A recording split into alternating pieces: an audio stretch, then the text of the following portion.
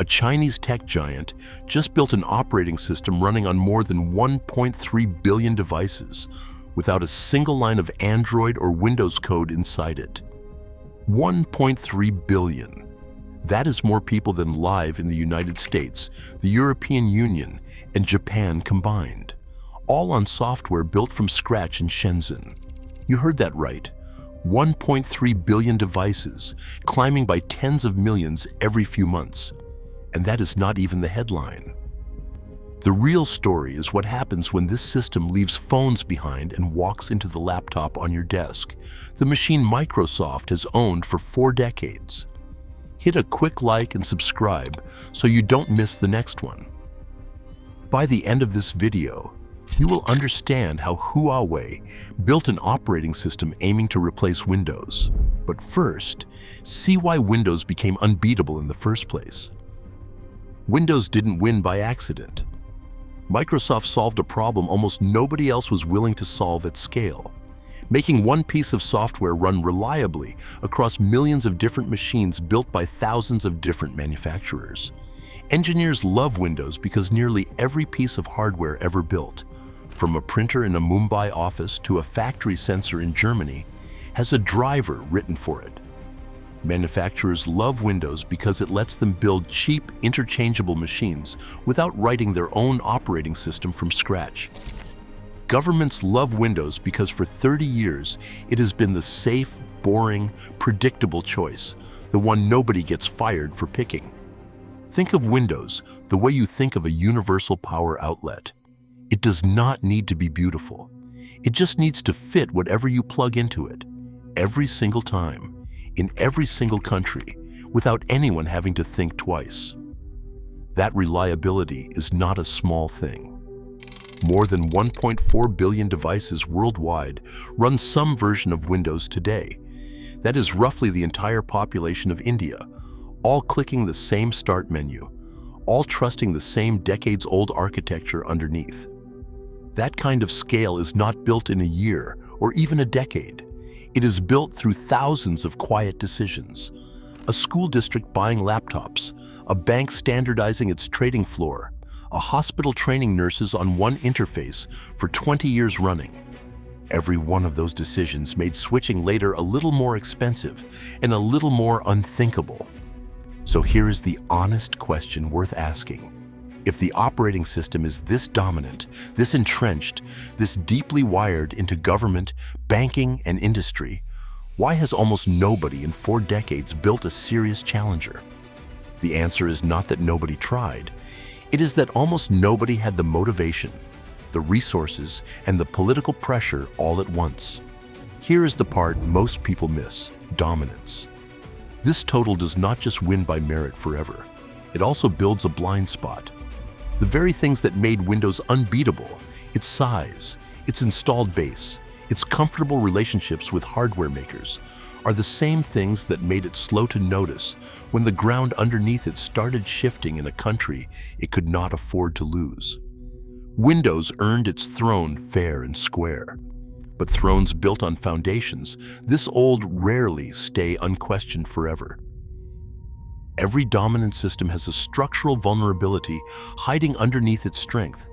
And for Windows, that vulnerability was never really about code quality. It was about geography and control. Windows, along with the Android operating system running on most of the world's phones, is built and licensed by American companies, subject to American export law, and switchable off by American policy decisions made in Washington, not in Redmond or Beijing. This is not about software bugs or clunky interfaces. It is about a single country holding a kill switch over the operating system that runs another nation's banks, factories, and government offices. In 2019, that switch got flipped. The United States placed Huawei on its entity list, cutting the company off from Google mobile services entirely, the layer of software behind every map, every app store, every notification on a standard Android phone.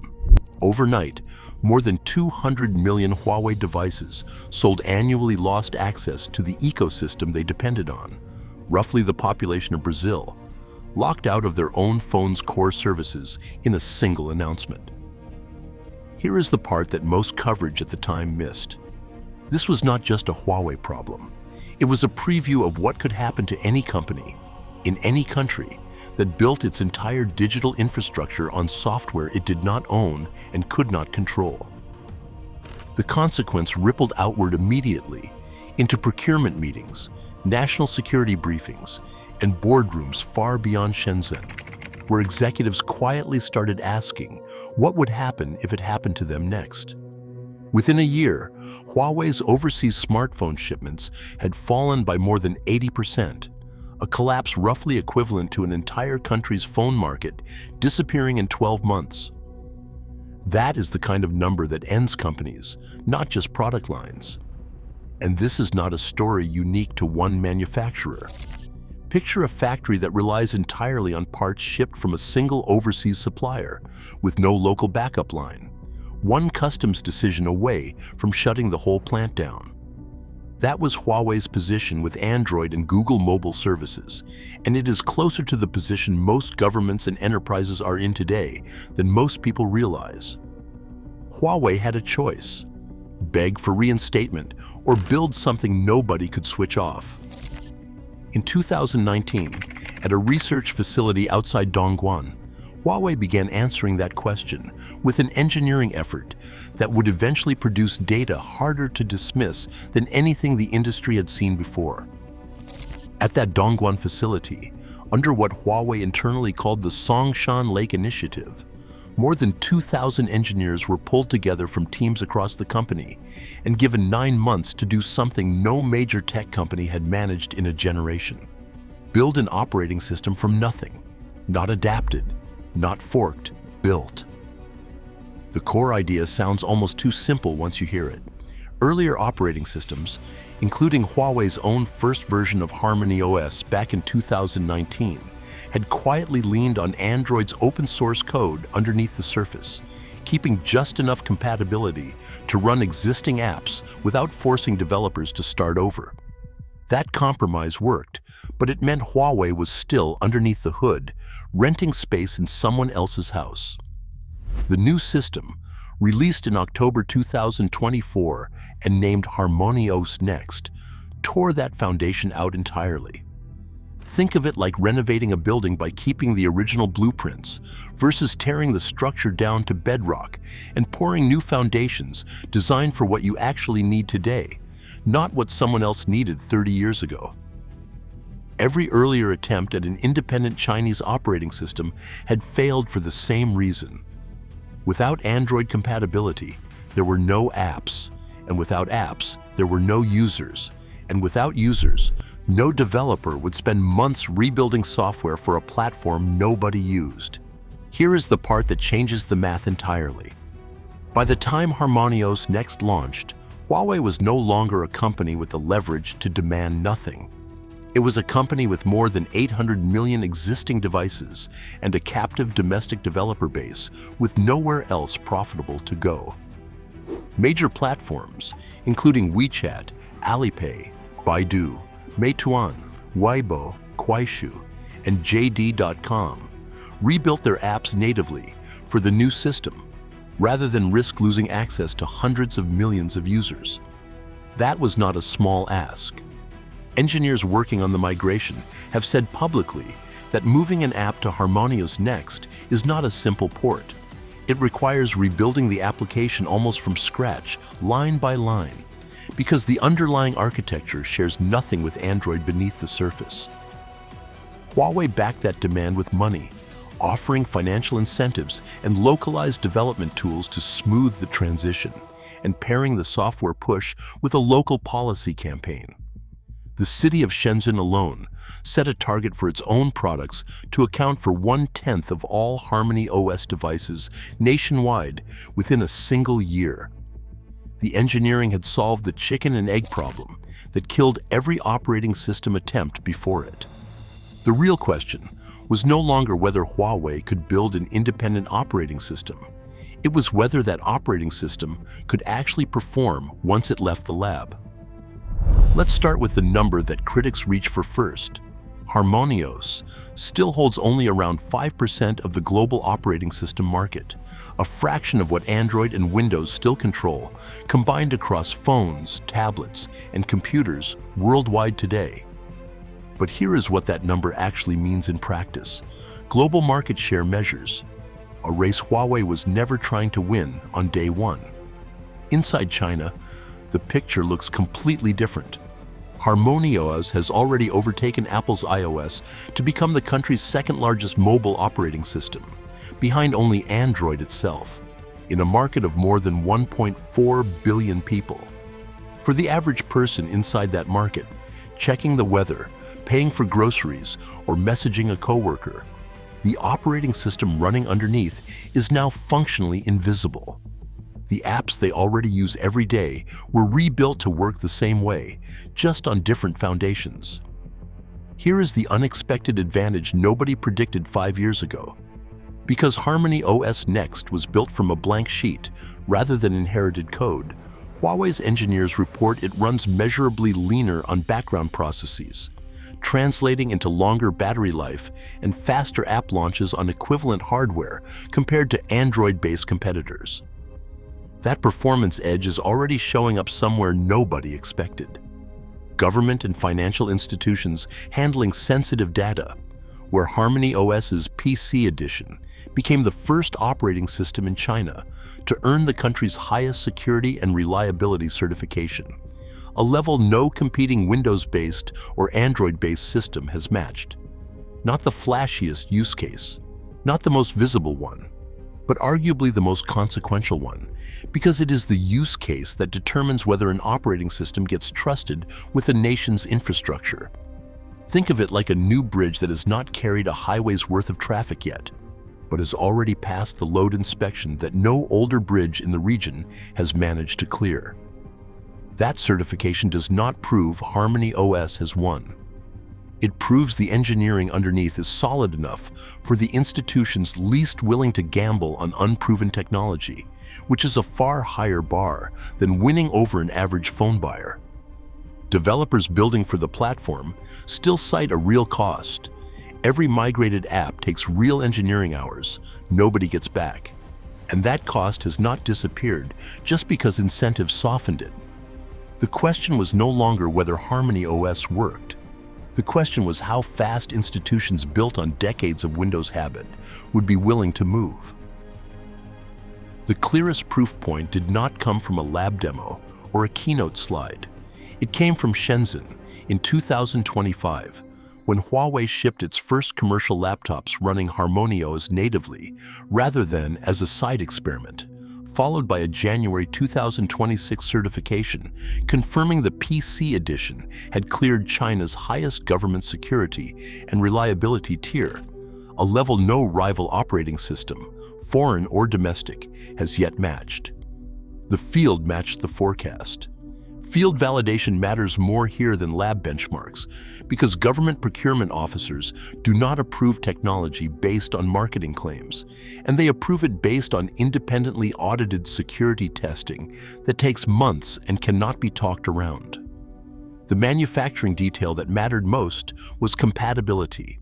Huawei engineered HarmonyOS PC to run on the company's own Kirin-based silicon, meaning the hardware and software could be certified and deployed together as a single trusted stack, rather than assembled from components sourced through supply chains outside China's control. Picture the difference between building a house where the electrician and the plumber never spoke to each other, versus one where the whole team worked from the same blueprint from day one. And that is roughly the gap between a bolted-together system and one engineered as a single stack.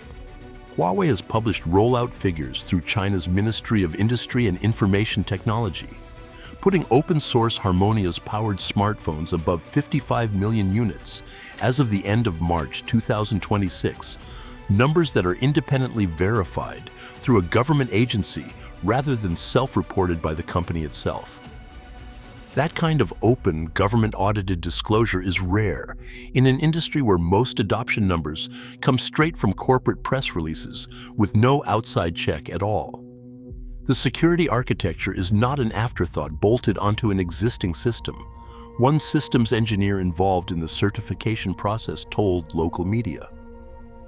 It was designed into the foundation from the first line of code. If the idea that a from-scratch operating system just passed a security bar, no version of Windows has cleared in China surprised you, the next part is going to be even harder to believe, and hit subscribe so you're there when we cover it. It started with one application in government offices where trust and control mattered more than raw market share. Then it spread outward from there, into finance, into enterprise, into the desktop Huawei is preparing to launch by September of this year. The claim now had receipts. More than 11 million registered developers now build for HarmonyOS, according to figures Huawei disclosed at its 2026 developer conference, supporting an app and services library that has crossed 40 million listings. These are not academic citations. These are legal and financial commitments from companies choosing to spend engineering budgets on a platform that did not exist as an independent system 2 years earlier. WeChat's developer, Tencent, and Alipay's developer, Ant Group, both completed native rebuilds of their flagship apps rather than risk losing access to hundreds of millions of domestic users. Meituan and JD.com followed the same path, committing dedicated engineering teams to permanent HarmonyOS support rather than treating it as a side project, while Weibo and Kuaishou shipped native versions covering the short video and social feeds that make up a large share of daily phone use in China. Huawei, for its part, is not waiting passively for developers to arrive on their own. The company has committed billions of dollars toward developer incentives, migration tooling, and localized training programs designed to lower the cost of switching for exactly the software houses still weighing whether the investment is worth it. Beyond individual companies, the regulatory driver is explicit rather than implied. China's Document 79 directs state-owned institutions to eliminate Western operating systems and software from government and public sector computing by 2027, turning HarmonyOS adoption from a business preference into a compliance deadline with a hard date attached. In any market where a government mandate removes the default option entirely, a system that already works is not a trend. It is a competitive pressure no serious company operating in that market can afford to ignore. Here is the part that outside observers consistently underestimate. This is not just central government pressure. The city of Shenzhen alone built a dedicated funding and incentive program specifically to accelerate local HarmonyOS product development, treating software sovereignty as an industrial policy goal on par with semiconductor manufacturing. Huawei has continued releasing its adoption figures through China's Ministry of Industry and Information Technology, rather than only through its own marketing channels, giving outside analysts a government-audited baseline to check company claims against. That transparency signal matters because it is the difference between a company saying "trust us" and a country's own regulator saying the numbers check out. It also matters for a simpler reason. It is much harder for a rival government or a skeptical investor to dismiss adoption figures as inflated marketing when a separate regulatory body is the one publishing them. Huawei's own public target is 100 million HarmonyOS 6 devices by the end of this year, and if that goal holds, it would mean an operating system that did not exist as an independent platform 3 years ago, reaching roughly the population of Egypt in active daily use. Beyond raw device counts, the secondary benefit is supply chain independence. Every device running HarmonyOS on Huawei's own silicon is one fewer device exposed to a foreign export control decision, a form of digital resilience that becomes more valuable with every new round of sanctions announced anywhere in the world. But turning a promising technology into a global standard is a long road, and it is important to be honest about where that road gets genuinely difficult. The first obstacle is the international app gap. Outside China, HarmonyOS still lacks native versions of many Western services people rely on daily. And Huawei's own roadmap does not target closing that gap until sometime in 2026. The second is developer cost. Migrating an app is not a simple recompile. It is closer to rebuilding the interior of a house while keeping the same address, and smaller software houses, without Huawei's direct financial incentives, have far less reason to make that investment. The third is enterprise legacy software, the specialized industrial and financial tools built for Windows over 3 decades that have no HarmonyOS equivalent yet and may never get one if the market stays too small to justify the engineering. The fourth is trust outside China's borders, where governments wary of Chinese-made infrastructure may resist adoption regardless of technical merit. The fifth is hardware maturity, the desktop edition. Huawei is preparing for a September launch is still in trial testing as of this summer, and a first-generation product line rarely matches a 30-year-old competitor's polish on day one. Here is the part worth sitting with. None of these obstacles are technical failures. They are adoption and trust problems, which are almost always slower to solve than engineering ones. None of these challenges change what the engineering shows is possible. They define the gap between what is technically achievable and what will actually happen at scale. Closing that gap is an investment problem, a policy problem, and a coordination problem as much as an engineering one. The researchers and engineers who built this system gave the world a tool. Whether the world picks it up at the speed the moment demands is a different question entirely. The story of HarmonyOS is ultimately the story of what human civilization can build and where it can build it. When the old assumption that only a handful of Western companies can create foundational technology stops being treated as permanent fact. For decades, only a small number of countries have had the resources and expertise to build an operating system from the ground up and get the entire world to run on it. That access gap has real consequences, particularly across large parts of Asia, Africa, and Latin America, where governments and businesses have had no real alternative to Western-controlled infrastructure, regardless of cost, political alignment, or local priorities. A viable second option, built and maintained outside that small circle, does not just benefit China. It changes the negotiating position of every country that has ever worried about being cut off from critical software with no warning and no appeal. What is genuinely new here, not incrementally better, but categorically different, is a major operating system built from a blank foundation at national scale by a company that was actively sanctioned while doing it. That is not a minor improvement. It is a different category of solution to the dependency problem every digital economy now has to reckon with. The engineers who built this system gave the world a working alternative. Whether the world adopts it at the speed that shifting geopolitics now demands is a separate question, one that belongs to policymakers, investors, and manufacturers as much as it belongs to engineers. That is new. And because software ecosystems compound the way they do, small advantages made now, one government contract, one developer choosing HarmonyOS over Android, one bank completing a pilot migration, tend to snowball into structural shifts a decade later. The same way Windows itself went from a niche product to an inevitability nobody questioned. If the idea of software independence changing the balance of power raises a question about where else that kind of leverage shows up in the physical world, that story is worth understanding too, and it is the subject of our next video, the Chinese bridge that generates electricity from the vibration of the traffic crossing it, turning ordinary infrastructure into a power source. The link is in the description. If this changed how you think about who gets to control the technology underneath your daily life, hit that like button and subscribe so you never miss what comes next. Turn on notifications, and we publish every week.